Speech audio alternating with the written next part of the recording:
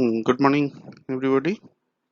So previously we discussed about the primary sedimentary structures, mainly formed by the physical processes of the flowing medium. That is how they, during their flow path, how they changed the surface patterns by deposition or by erosion and form some structures during the time of sedimentation. Today we will discuss about some other kinds of sedimentary structures. These are known as deformational sedimentary structures. Now,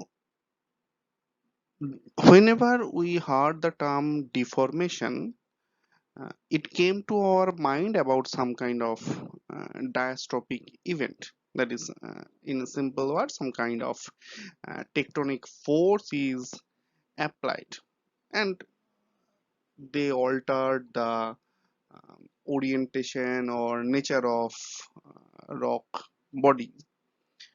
So those are called diastrophic structures, such as the folds, faults, like that.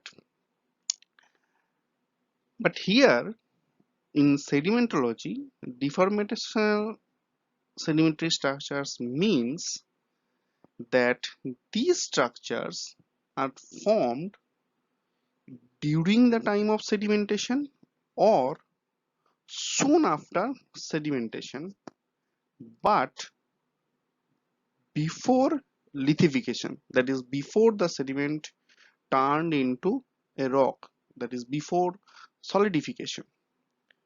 In contrast, in diastrophic structures, that is the folds, faults, where some kind of tectonic event or tectonic force is responsible, there the deformation within the rock body happened after solidification of the rock. But in case of deformational sedimentary structures, they are almost penny contemporaneous, same in timing with sedimentation. Now there are various kinds of deformational sedimentary structures. Before going into detail of those sedimentary structures, I want to illustrate that why these kinds of penny contemporaneous or syn depositional deformation happened in sedimentary rock. Now, these kinds of deformation is mainly found in unconsolidated sedimentary rock, as I already told you. Now, the resistance of sediment to deformation is expressed or is dependent on the shear strength of the sediment, and this shear strength of sediment is depend largely on grain to grain sediment grain to grain cohesion, the intergranular friction of sedimentary grains, and the effective pore fluid pressure which occurs between the grains, that is within the pore spaces. So three factors which govern the shear strength of sediments. Firstly, the grain cohesion, secondly, the intergranular friction, and thirdly, the pore fluid pressure. Now, for a sediment which may be deformed and form these kinds of deformational sedimentary structures, so they basically try to resist this kind of deformation. So their shear strength act as resistant. So whenever deformation have to happen, then the shear strength of the sediments must be reduced so that the rock can be deformed, or in other words, if we could not reduce the shear strength of the deposited sediment, in other way, if we increase the shear stress, then also these kind of deformational sedimentary structures can be formed. Now, this can be achieved, that is the reducing of shear strength or increasing of shear stress. This can be achieved simply by loss of cohesion. In terms of sedimentary rock, this loss of cohesion is a little bit difficult because it's a internal property, atomic property of the mineral body, mineral grain. So the loss of cohesion uh, is little bit difficult. But the other process, that is readjusting of grain packing or increasing the pore fluid pressure, that is more amount of fluid within the pore spaces of the grains. These two, that is the change in grain packing and increase the amount of pore fluid, these two can be changed, by which the shear strength of the sediments can be reduced. Now, a loosely packed sediment in which the packing is very loose, so there is lots of porosity and lots of pore fluid are there. Now, whenever these kinds of sediments suffer some external pressure, they deformed very readily by transforming the sediments and the pore fluid into a slurry. That the process is known as liquefaction. In this condition, sediment and water together they behave as a liquid, and this process will continue until the pore water pressure is reduced and the grain packing is more compact, so reducing the um, shear stress of that region. So in this way, by adjusting the increasing shear stress by or through um, more compact packing and reducing pore water or pore fluid, the sediments and the pore fluid undergo liquefaction, and thereby they formed some kinds of deformational sedimentary structures. Now, the first type of sedimentary structures is the name of this is load cast. So, as the name suggests, there is some kind of load acting on a given surface, on a given point. So, the mechanism of formation of these kinds of uh, load structure is because the sediment deposited in that area were unstable. Why unstable? Because they are very loosely packed and they have high porosity which contains lots of pore fluid. Now, these kinds of load structures or deformational sedimentary structures are more commonly found where in successive sedimentary layers there are density contrast. Suppose a mud layer occurs below and above the mud layer there is a sand layer. So the density of the sand layer and the density of the mud layer is different. Now mud, they are the finer particles which basically deposited mostly from suspension fallout. So they must be well sorted grains. So due to that, a mud deposition have very high depositional porosity. Almost 60 to 70% pore spaces are there which are filled up by pore fluids. In contrast, a sand bed which occurs in the overlying unit, here you can see the bottom black portion is mud and this dotted portion is sand. This sand bed contains pore space of 30 to 40%. So you can see that there is a difference between the pore space of this underlying mud unit and the overlying sand unit. So if a sand layer is very rapidly deposited over a mud layer due to its higher density, which is dependent on the more compact packing, less amount of pore space.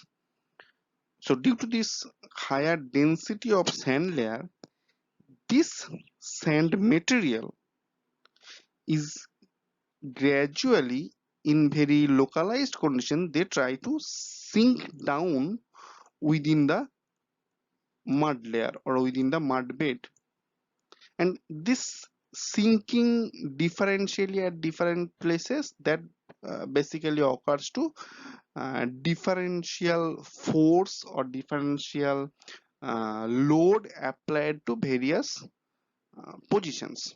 So here the sand layer is sinking, that means the amount of load here in this above this point is maximum in contrast to these areas.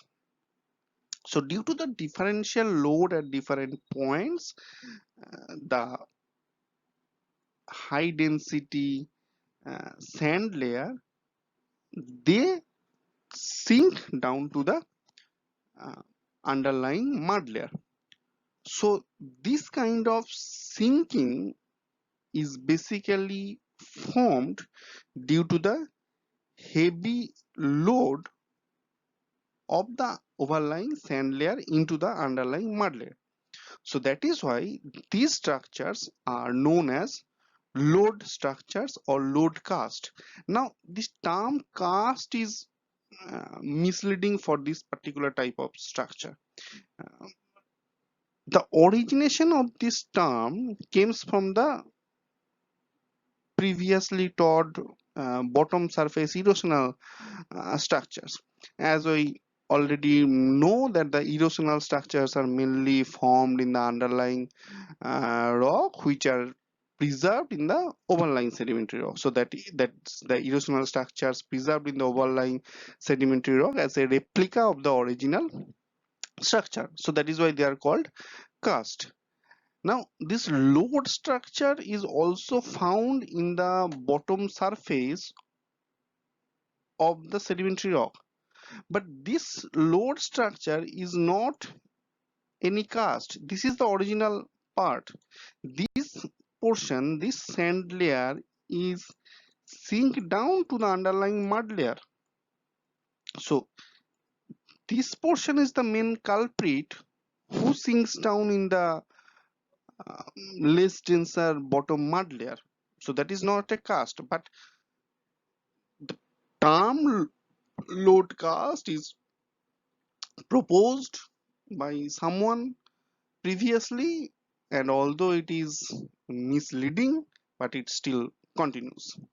So if you safely introduce the term or safely want to say the term, instead of load cast rather use load structure. So due to the difference in density between two successive layers, that is the mud layer occurs below and overlying occurs the sand layer. Due to the difference in density, this kind of load difference happened, and the overlying sand layer sinks down to the underlying mud layer, and they form some these rounded depressions, rounded troughs which are hanging over the mud layer. So these are called load structures. The next structure which came simultaneously with load structure, that is known as the flame structure. Now, what I told you previously, that in load structure there are some differential pressure or differential load applied to the underlying mud layer, due to which the overlying high density sand layer sinks down into the low density mud layer. Now, when the sand layer sinks down, so it will give more pressure into the underlying mud layer. So the underlying mud layer, it becomes liquefied with the vast amount of pore fluid pressure, and they try to reduce their pressure through escaping in a way towards the low pressure zone. So the load is applied to the underlying mud layer from the above sand layer, and this mud layer this mud layer goes through uh, liquefaction under pressure condition. Now this mud is forced up to move towards the low pressure zone, and we all know that the low pressure zone is the superficial condition. So this liquefied mud layer with lots of water content, they try to move towards the top of the uh, bed, that is towards the surface condition. So they form some uh, tongue shaped uh, protrusion within the um, above lying unit, that is this kind of angular, uh, you can say that shape is tongue or flame shaped uh, intrusion or projecting upward structures. uh, those structures are known as flame structures. So basically the load structures and flame structures are contemporaneous.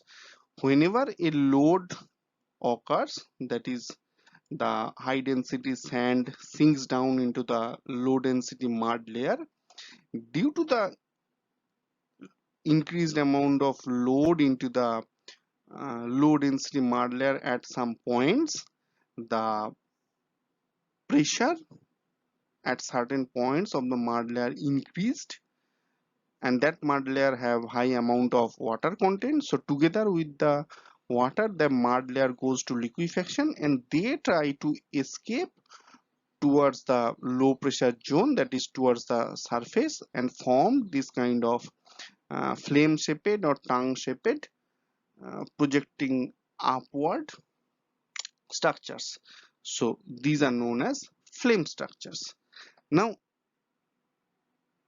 the load structures and flame structures, they are very important uh, sedimentary structures for indicating the stratigraphic top and bottom direction. So basically, as you can see, that load structure is always found in the bottom side of a bed. So these are bottom surface sedimentary structures. Okay. So by the presence of load structures, you can easily say the top and bottom side of a sedimentary bed or sedimentary layer Whereas the flame structures, you can see the pointed direction of the flame structures, that direction indicate the stratigraphic top, as the liquefied mud try to move towards the low pressure zone, and low pressure zone is the superficial condition. So this pointed tongue or pointed flame, that indicates the stratigraphic top direction. So that is why load and flame structures are very good indicative of uh, stratigraphic top and bottom direction. The next structure is ball and pillow structure. The formation of ball and pillow structure, the mechanism behind formation of ball and pillow structure is same like the load structure and flame structure. So differential density contrast should be there. That is, the bottom layer is the low density mud layer and the top layer is high density sand layer. So this kind of density difference in successive layers have to be there, and there are some differential loading along some points have to be there, and due to this differential loading, some sinking of sand mass is observed in load structure. So here you can see that the sand structure is sinking. Now when this sinking is very extreme, then often it is found that this sand body either completely detached from the host body, from the host, this above layer sand body, or just partially touches with the original sand body. So these kinds of isolated sand bodies which are found floating on the underlying mud rock and thereby form some isolated load balls, because they are commonly of ball shaped or pillow shaped. Here you can see pillow shaped or uh, kidney shaped. These structures are known as ball and pillow structure. So basically ball and pillow structure is the more intense or extended version of load structure. So in load structure, just the downward sinking of the overlying high density sand occurs within the underlying low density mud. In ball and pillow structure, that sinking goes further extreme, and overlying high density sand becomes isolated and floating within the underlying mud body. So when they are floating and form some ball shaped or pillow shaped or kidney shaped mass within the mud layer, then we call them as ball and pillow structure. The next type of structures which we commonly found in deformational sedimentary structures, that is due to water escape structure. So basically this one's, the reason is same. Again, here dewatering is happened due to pressure imbalance over a loosely packed loosely packed low density sedimentary body. So the pore water pressure or the pore water remaining within the highly porous loosely packed sediment, they try to escape upward towards the um, low pressure zone. So basically water escape structure is a broad term, and within the water escape structures there are various structures. So water basically, this water is basically the pore water pressure which escape towards the low pressure zone because of differential load acting over a highly porous loosely packed sediment body. That is why dewatering cause or dewatering happened within this sedimentary body. Now, within the uh, water escape structures, the first type of uh, water escape structure is the dish and pillar structure.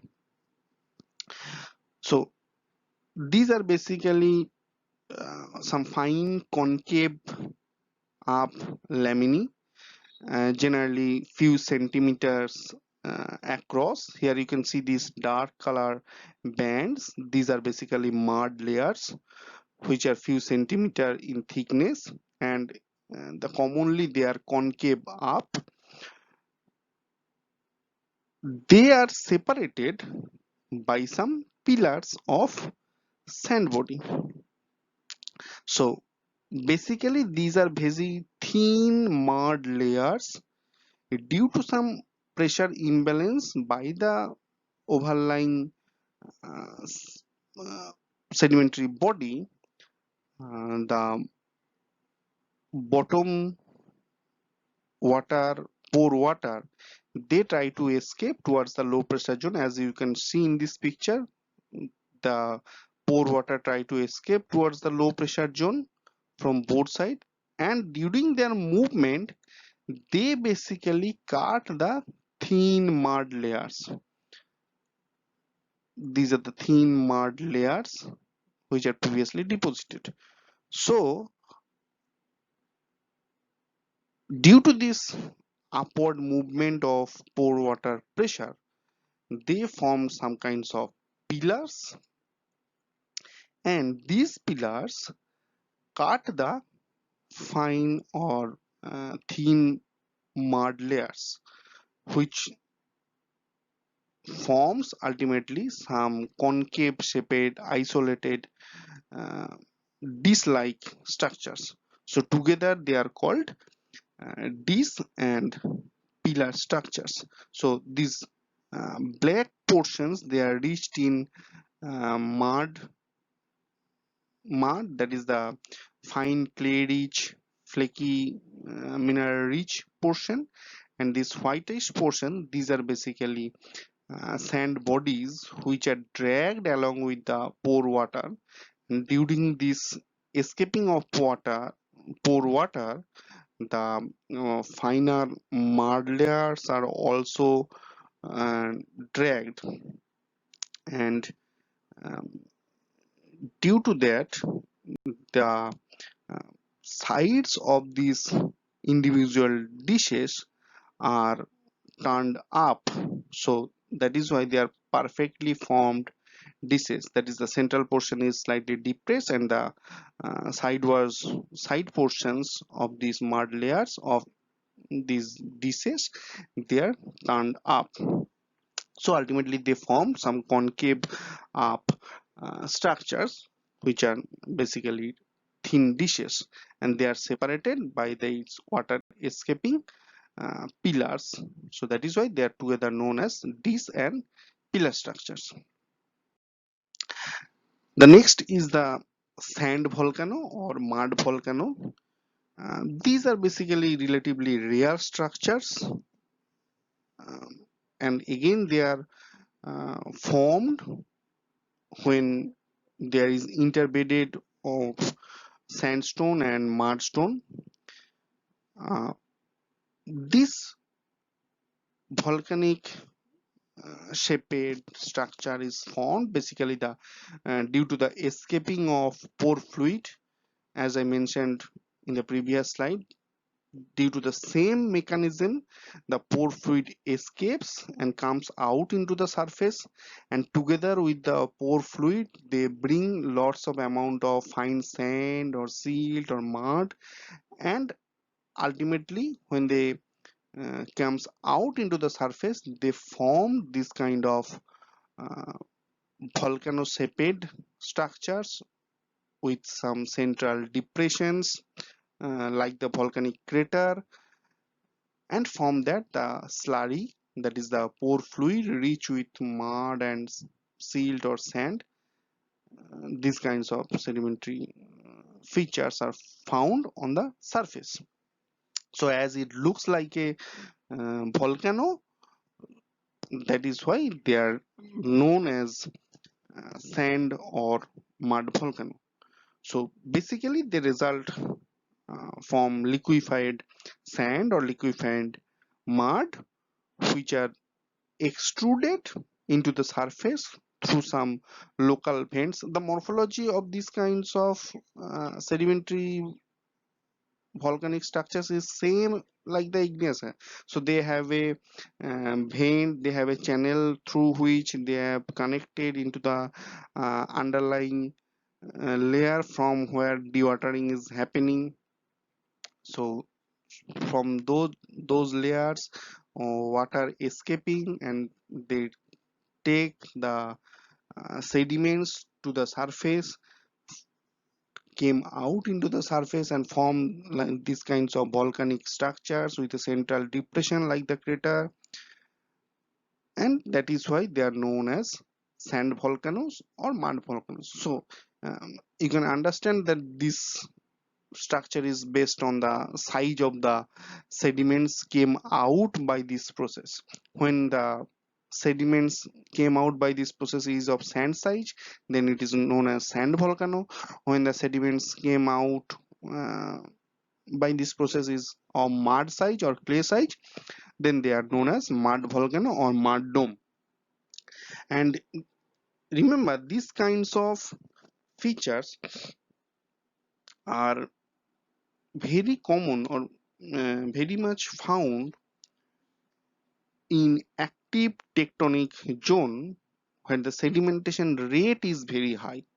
So any place where the tectonic disturbance is high, this kind of liquefaction process by which the muds or sands are escaping out to the surface, they are commonly found.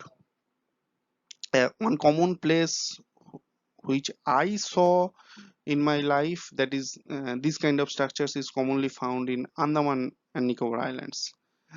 And you all know that Andaman Island is an active tectonic area where um, almost frequently lots of tectonic activity are found occurred in the surrounding regions. And there is a famous tsunami happened in 2004 due to the larger scale tectonic activity. And after that, lots of tectonic activity, lots of faults, subduction occurs in the surrounding regions, Java, Sumatra, in those regions. So basically, the Andaman and Nicobar Islands, they are almost frequently facing these kinds of tectonic activity. And I personally saw these kinds of mud volcanoes in there. Next is the convolute bedding, or it is often called convolute laminations. So you can understand when it is called convolute bedding or when it is called convolute laminations. So that is depending on the thickness of the sedimentary layers. When the layers are greater than 1 centimeter thick, then you call them as convolute bedding. When the layers are less than 1 centimeter thick, you call them as convolute laminations. Now, these structures involves basically folding of laminations, but again these kinds of folding happen in seam depositional condition, that is prior solidification of the sedimentary body. So again, due to the same pressure imbalance or unequal loading, the fine different density sedimentary units, you can identify the colors of sedimentary layers is different within this body, and this color is basically dependent on the density or size of the material. And you can see that they are very fine in thickness, so the very fine layers. So due to the pressure imbalance, uh, these fine sedimentary layers within these fine sedimentary layers having density contrast among themselves, they are crumpled. They are forming some small amounts of folds to adjust the increasing amount of shear stress due to unequal loading by the overlying material. So due to that, some kinds of plastic deformations or occurred into those partially liquefied sediments, and they form some small fold-like structures which are called convolution or convolute bedding or convolute laminations. Now, these kinds of structures, these convolute structures, they are very common in turbidite deposits. The main use of this convolute structure is indicating a very rapid deposition, and they are very limited indicator for stratigraphic top, bottom, or the flow direction indicator.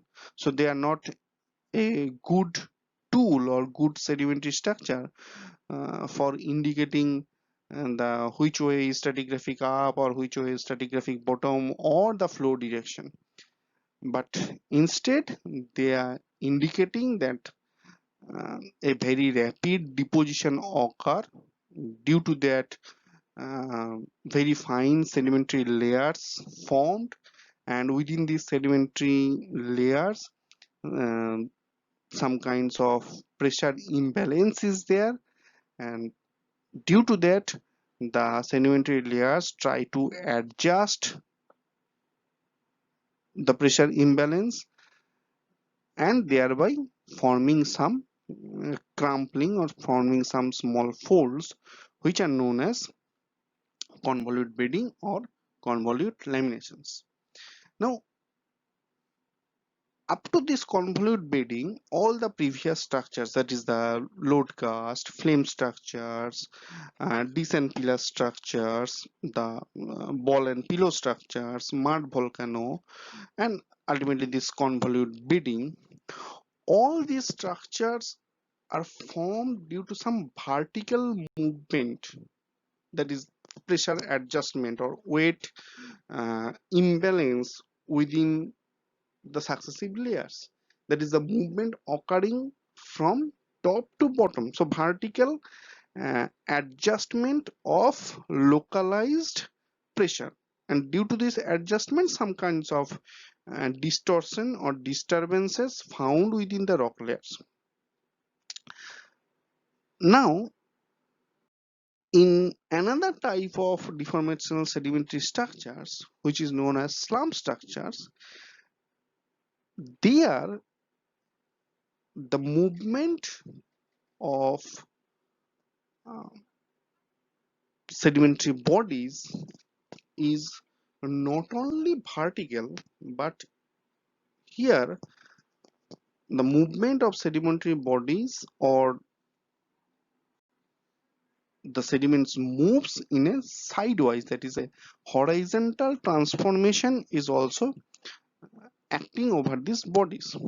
So basically these slum structures are found to occur within the sedimentary bodies which occurs in a slope, and as the sedimentary bodies occurs in a slope, so they have a common tendency to move along the downslope towards higher gravitational condition. So along with the vertical movement, that is across the sedimentary layers, these sedimentary layers are also moved horizontally. So they have two components. One is the horizontal component of movement of the sedimentary layers and the vertical component of movement of sedimentary layers. So these structures are known as slum structures, and commonly they show some distorted bedding. Here you can see that the original horizontal bedding structure is disturbed. They form some small scale faulting, they form some small scale folding, that is the thin sedimentary folding. So all together, all these structures, this distorted bedding, small scale faulting, thin sedimentary folding, they are formed due to this horizontal movement of these sedimentary layers along with some vertical movement. So that is why they are known as slum structures. So these slum structures are differentiated from the previously told structures, that is the load cast, ball and pillow structure, descent pillar structure, convolutes, by the nature of movement. In load cast, flame structure, ball and pillow, descent pillar structures, convolutes, the sand and mud volcanoes, in all those structures, the nature of movement is found only vertically. So vertically, the pressure or the weight is adjusted by movement of sedimentary layers. Either the high density material sinks down into the low density mud layer, or due to that the low density mud layer try to adjust this excessive weight, excessive pressure, and they goes upward. So during this upward and um, bottomward movement, vertical movement of sedimentary layers, all those kind of structures or distortion of original bedding, original sedimentary layering is formed. But here in slum structures, not only the vertical but some kinds of flow along the slope is responsible for formation of this kind of distorted bedding, small scale faulting or thin sedimentary faulting, thin sedimentary folding. They are found to occur. So that is why these kinds of structures are known as slum structures. Now here you can see and a picture of a depositional unit. The interesting thing is that these kinds of deformational sedimentary structures occurs in cluster. That is, they are not occurring isolatedly. It is not that in some places you are found only ball and pillow structures, in some places you are found flame structures, in some place you are found load cast, in some place you are found convolutes. Not like that, but they are occur together, and so they occur as a combination of those structures. Here you can see that the above lying unit is coarse grain material, clearly identified by their um, higher sizes of these grains, and these bottom layers are much finer. So these grains are uh, sinking down to the bottom layer, and they form these kinds of protrusions, these kinds of depressions within the underlying fine layer. So these are basically loads. Here you can see an almost isolated high density sand material within the bottom low density fine grain material. So this is formed almost a ball or pillow structure. Here you can see an vertical readjustment of the underlying low density fine grain material, forming a pointed tongue shaped upward projection, that is the flame structures. uh, so and you can see the bottom uh, fine sedimentary layers are finely folded. Here also you can see the flame structures. uh, this is a load, uh, again a load, a flame, and this is almost a ball and pillow structure. Some small um, uh, convolution is also there. So you can see they are all occur together. So that is a combination of those deformational structures occurs within a particular section. And most commonly these structures are well observed in a vertical section or in a profile sections. So they are very good observed in vertical or profile sections, although some structures like the convolution, they are also observed and identified in the planar view, but instead of planar view they are easily identified in a profile section. Now, among all these deformational sedimentary structures, some are very good indicators of stratigraphic top and bottom, like the load cast, the flame structures, um, by their downward convexity or upwardly pointing projected tongue.